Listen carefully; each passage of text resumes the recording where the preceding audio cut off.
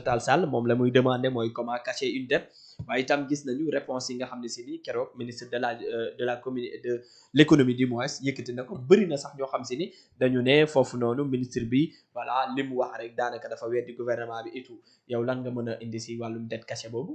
mais c'est clair le ministre de l'économie du plan et de la coopération boobu li mu wax dafa leer. lan la wax. y a pas sa place dette. waaye y a pas sa place dette cachée mënul ne. il a dit et il l'a expliqué en wolof. Il n'y a pas sa place d'être dans ce débat. waruloon sax waruñu ko woon sax yëkkati du woon yoon sax ñu koy wax ça n'existe pas dette cachée mënul nekk. il l'a dit devant Ousmane Sonko ñoom boo xoolee sax seen kanam moment bi mu koy wax dañu tiit parce que effectivement c'est un ministre de la République qui sait nettement que ni lii amul dette cachée mënul nekk. Je vais vous donner un exemple terre à terre bu ngeen amoon tableau ma teg ko. Dans cette maison où nous sommes aujourd'hui nañu waxante dëgg boru kër gi pour mu am performance ñu liggéey dans de très bonnes conditions. Il travaille pas sur fonds propres. Il travaille sur des crédits.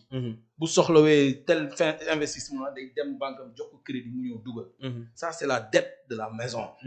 Mais nous tous qui sommes dans cette maison am fi salaire di fi liggéey tey bu ñu waree def crédit dans notre banque ki ñuy garantir c'est la maison. Oui. Je suis employé dans tel donc déjà daf may jox ay këyit yuy firndeel ni man fii laay liggéey dina ma jox 3 000 yuy garantir que ni man mën naa supporter dette bi et que dinaa ko fay. Absolument. Au cas où gisuñu ma dinañ ñëw fëgg sama buntu direction ñu wëri ma man mais ça ne veut pas dire que direction bi moo lay fayal. Il y a des poursuites judiciaires procédures yu leer nañ yu loi bi teg. Aujourd'hui c'est comme ça le Sénégal. Sénégal dafa am ay société nationale. Il y a la dette publique la dette parapublique.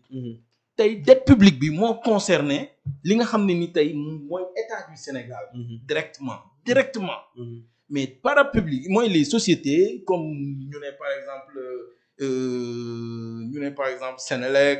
ñu ne par exemple Sen'Eau ñu ne par exemple SAR. et cetera dañu soxla capacitation. Il faut que ñu leb benn 400 milliards. pour mën a apporter telle machine qui nous permettra de développer. Mais ça sera garanti par l'État du Sénégal.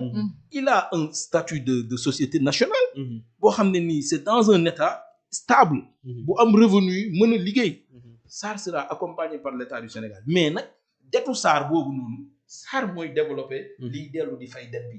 Sénélec mooy développé liy dellu di fay compteur Woyofal yeeg yenn détails yi. boo xoolee ñun suñ compteur Woyofal yi dañ koy louer dañ koy fay. chaque mois dañu koy fayeeku. et loolu mu ngi dugg ci keesu État du Sénégal. Donc c'est pas l'État du Sénégal qui paye ça c'est nous qui payons ça. kon aujourd'hui il faut pas que ñuy manipuler la tête des Sénégalais di wax ni Macky Sall dafa leb bor nëbbu ko. Impossible moom la ministre bi moom la tout le monde wax c'est vraiment terre à terre. loolu soo ko waxee vraiment c'est pour mettre en mal la personne avec les gens. On parle de haute trahison. Quelle haute trahison? Macky Sall daf fi allié ak ay terroristes. daf fi allié ak ay forces occultes. Macky Sall daf fi agressé Sénégalais. Macky Sall a-t-il demandé aux Sénégalais d'aller attaquer la maison de Sonko? A-t-il demandé aux Sénégalais d'aller brûler les voitures de Mame Mbaye Niang wala Matar Ba? defu ko. Tey il y a des choses déjà. Madiambal Diagne a dit des choses contre Ousmane Sonko. yoo xam ne ni tey un état normal ñu ngi xaar à ce qu'on donne des résultats à ce que moo am enquête bu ci jublu. ñoom ñëpp c'est des justiciables. parce qu'ils s'accusent. kii wax génnee naa un rapport bu ma teg ci bureau président de la République sa table. à travers un général de la République. loolu c'est sérieux. On attend à ce que l'on nous dise sur ça. Il y a le problème de la Casamance. Pour une première fois ñu gis fi Sonko falu ñoom ñu régime bi falu ñu gis ay nit génn samp drapeau. présenter seen gouvernement ci terre au Sénégal. Notre terre un peuple un but une foi. suñu territoire ñu gis ay nit taxaw di déclarer que ni ils sont un état. et ba tey dégguñu ci dara ñu gis koo xam ne nii un général Kandé qui a défendu la Casamance ñun ñu pertoon suñuy suuf ñun ñëpp ñu delluwaat suñu kër. mais ñu jékki-jékki gis ñu jëlee fa kooku sanctionné ko lan la def contre le Sénégal a-t-il monté des coups contre l'armée du Sénégal? Est-ce que l'armée moo ko épinglé? Est-ce que ñoom ñoo ko sanctionné? Pourquoi les politiques décident sur les institutions yi nga xam ne ni ils sont sacrés passer toute leur vie pour le sacrifice de l'État du Sénégal ñaata guddi ñuy tëdd ci mbedd bi bàyyi seen i njaboot fii Dakar ñun toog biir Casamance ci àll bi ci miin yi ak li ñuy jaakaar lool mystique bu bon ngay tirer ci kaw nit bal du tàq nga mën ci dee ñooñu tey on doit leur rendre hommage mais pas les attaquer ba pare il faut se rendre à l'évidence on parle de quelle dette ici on parle de quelle dette nañ ñu won dette boobu fan la dugg ci ban kees la jàll duñ ko génnee ñaata wax la fi Ousmane Sonko wax yoo xam ne nii ça ne tient pas l'affaire de plus de 1000 milliards bu ñu wax ni fekk nañ ko ci compte kenn ci ñoom aujourd'hui on nous montre benn compte kaaxuma lan ak lan compte de l'état public ñu ñuy wax ay 1300 milliards yoo xam ne nii dugg na ci compte bi ci manière yoo xam ne kenn xamul fu mu jaar wiiri na jaari na nii dugg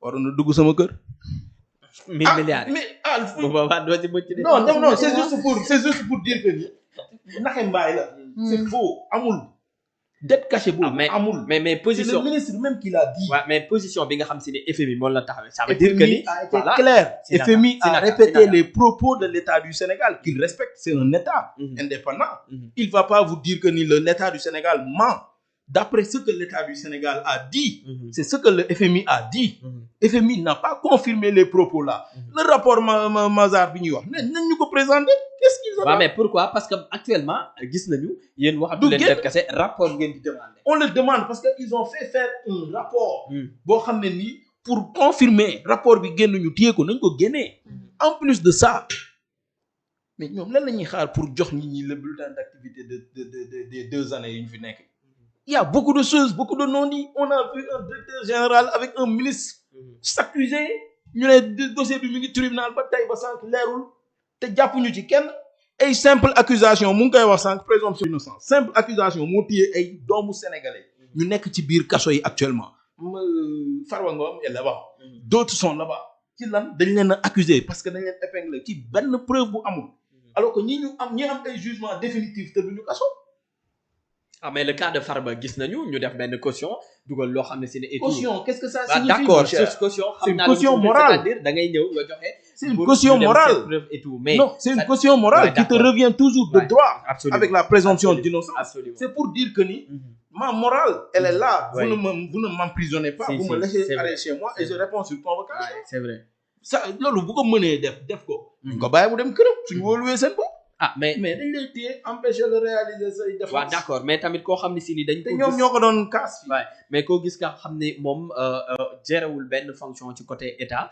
nekkul DG nekkul ministre mais tamit daanaka lépp luy bien souvent dañ ko doon gis si moom attendez bàyyi leen caaxaan Farba boo ko bëggee jàpp balaa nga koy jàpp bu fekkee Farba def na dara kon tey trésor public ñi nga xam ne ñooy décider ci xaalisu Sénégal fu muy génne nañ leen jëli il s'est passé beaucoup de deals sur cette affaire-là ay bureau trésor yu ñu cambriolé ay machines yu ñu jël ay histoire yoo xam ne nii tey ba tey mënuñu la wax lii fii la jaar fee la jaar musul am ci République du Sénégal et nag naa la wax benn affaire la République ne tombera jamais à terre c'est l'homme qui tombera à terre kon yow gëmoo ne dette bi daal moom c'est caché amul am nga ci plein droit cette dette n'existe pas cette dette n'existe pas déglu mu liral